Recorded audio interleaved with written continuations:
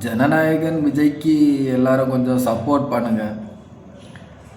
கூட நிற்கிற நண்பர் பிரச்சனைன்னு வந்தால் ஓடி ஒளிஞ்சிருவாங்கன்னு சொல்கிறது விஜய்க்கு இப்போ புரிஞ்சிருக்கோன்னு நான் நினைக்கிறேன்.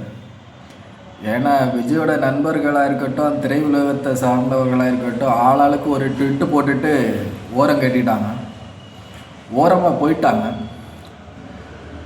ஒரு தமிழனை அவருக்கு விஜய்க்கு நீங்கள் ஓட்டு போடுங்க, ஓட்டு போடாத போடுங்க, அதை பற்றி நம்ம பேசலை.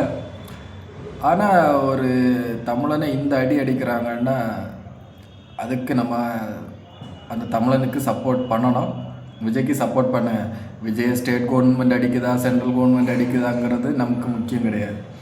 பட் ஒரு திரைப்படத்தை இந்த அடி அடிக்கிறாங்கன்னா நாளைக்கு விஜய் அரசியல் வரும்போது எவ்வளோ அடி வாங்க வேண்டி இருக்குன்னு கொஞ்சம் யோசித்துடுங்க. இந்த நேரத்தில் விஜய்க்கு நம்ம சப்போர்ட் பண்ணணும்னு நினைக்கிறேன். இந்த ஹேஷ்ட்ராக் ட்ரெண்ட் பண்ணுறது, அது ட்ரெண்ட் பண்ணுறது, இது ட்ரெண்ட் பண்ணுறதுன்னு என்னென்னமோ இருக்குது.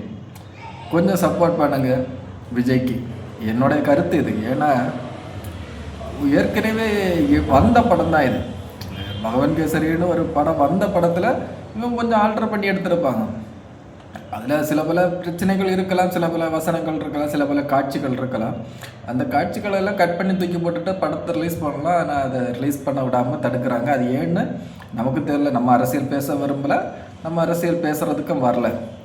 ஆனால் ஒரு படத்தை இவ்வளோ அடி அடிக்கிறாங்கங்கும்போது நம்ம அதுக்கு அந்த படத்தால் பாதிக்கப்பட்ட விஜய்க்கு நம்ம கொஞ்சம் சப்போர்ட் பண்ணணும். ஏன்னா ஒரு மனிதனாட்டு நம்ம ஒரு சப்போர்ட் கொடுக்குறோம், அவ்வளோதான். மற்றபடி ஒன்றும் கிடையாது. அது விஜய்ன்னு கிடையாது, யாராக இருந்தாலும் நம்ம சப்போர்ட் பண்ணி தான் ஆகணும். அதுக்காக நான் விஜய் ரசிகன், விஜய்க்கு ஓட்டு போடுங்கன்னெல்லாம் சொல்ல விரும்பல. ஒரு சின்ன சப்போர்ட். ஏன்னா பாவம் அந்த மனுஷனை போட்டு அடி அடின்னு அடிக்கிறாங்க. நீங்கள் ஓட்டு போடுங்க, போடாமல் போங்க. பின்ன ஜனநாயகன் டீமுக்கு மேலேயும் ஒரு பெரிய தப்பு இருக்குது. ஏன்னா இவங்க சென்சார் எல்லாம் பண்ணி முடிச்சுட்டு தான் ரிலீஸ் தேதி அறிவிச்சிருக்கணும். இப்போ எல்லாருமே சென்சார் எல்லாம் பண்ணுறது கிடையாது. படம் பூஜை போடும்போதே ரிலீஸ் தேதி அறிவிச்சிடுறாங்க. நீங்கள் ரிலீஸ் தேதி அறிவித்து அதுக்கு கணக்கு பண்ணி நீங்கள் ரெடியாக இருக்கணும். நீங்கள் முதல்ல இந்த சென்சார் பிரச்சனையெல்லாம் முடிச்சிருந்தீங்கன்னா உங்களுக்கு இந்த பிரச்சனை இல்லாமல் இருந்திருக்கணும். கடைசி நேரத்தில் நீங்கள் பண்ணுறது தான் ஒரு பெரிய தப்பு. நீங்களும் கொஞ்சம் முன்கூட்டியே சுதாரித்து நடந்திருக்கணும். நீங்களும் தப்பு பண்ணியிருக்கீங்க. ஆனால் சென்சார் போர்டோ உங்களை போட்டு அடி அடின்னு அடிக்கிறது தான் வருத்தமாக இருக்குது. காலத்தை நம்ம ஒரு சைட்லேருந்து படத்தை ரிலீஸ் பண்ணலாம், யூஎஸ் சான்றிதழ் போட்டு ரிலீஸ் பண்ணலான்னு சொல்லிட்டு ஒரு நியூஸ் வந்துச்சு. இப்போ கேட்குறதுக்கு நல்லா இருந்துச்சு. அடுத்த நிமிடம் பார்த்தா அதுக்கு மேல்முறையீடு அப்படிங்கிறாங்க. ஸோ இதுக்குள்ளே பெரிய அரசியல் இருக்கோ இல்லையோ அப்படிங்கிற ஒரு சந்தேகம் இருக்குது. அரசியல் இருக்கிறதுக்கு வாய்ப்பு இருக்குது. ஏன்னா ஒரு விஜய் இப்போதைக்கு ஒரு அரசியல்வாதியாக மாறிட்டு வராரு. அதனால் ஸோ என்னுடைய கருத்து, விஜய்ங்கிற ஒரு தனிப்பட்ட மனிதனுக்கு இப்போ நம்ம சப்போர்ட் பண்ணணும். ஏன்னா ஒரு படத்தை இந்த அளவு அடிக்கிறாங்கன்னா கொஞ்சம் நம்ம யோசிக்கணும். நாளைக்கு விஜய் அரசியல் ரீதியாக எவ்வளோ தாக்க போகிறாங்கன்னு நமக்கு தெரியல. ஒரு படத்துக்கே இந்த நிலைமைன்னா அரசியலுக்கு வந்தால் என்னெல்லாம் அடி வாங்க வேண்டி இருக்கும். சப்போர்ட் பண்ணுங்கள் விஜய்க்கு. என்னெல்லாமும் ட்ரெண்ட் பண்ணுறாங்க, அது இதுன்னெல்லாம் சொல்லுவாங்க அப்பப்போ. ஹேஷ்ட்ராகில் அதில் டாப்பில் இருக்குது, டூப்பில் இருக்குன்னு. அதெல்லாம் இப்போ பண்ணுங்கள். ஒரு பழமொழி உண்மையாகி போச்சு, கூட நிற்கிறவன் பிரச்சனைன்னு வந்தால் ஓடி ஒதுங்கிடுவான்னு. அதே மாதிரி இந்த திரையுலகமும் இருந்து வேடிக்கை பார்க்குது. விஜய்க்கு நெருக்கமானவங்க எல்லாம் ஒரு ட்விட் போட்டுட்டோம், இல்லாட்டா ஒரு கமெண்ட் போட்டுட்டோம் ஓரம் ஒதுங்கிட்டாங்க. இது விஜய்க்கு மட்டும் இல்லை, நமக்கும் ஒரு பாடம் தான். நமக்கும் ஒரு பிரச்சனைன்னு வந்தால் எந்த மயிரானும் கூட நிற்க மாட்டான். அதுதான் உண்மை.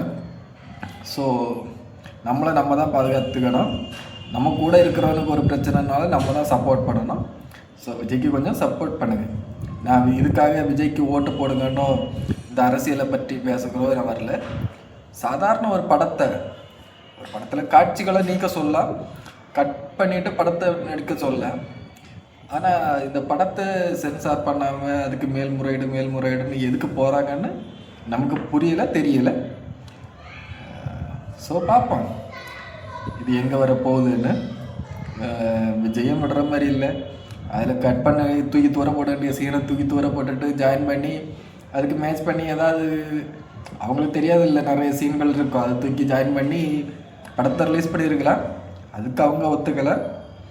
என்ன அரசியலாக இருந்தாலும் நம்ம சொல்கிறது கொஞ்சம் இப்போதைக்கு அங்காளி பங்காளி சண்டையெல்லாம் ஓரம் கட்டி வச்சுட்டு விஜய்க்கு கொஞ்சம் சப்போர்ட் பண்ணுங்கள்.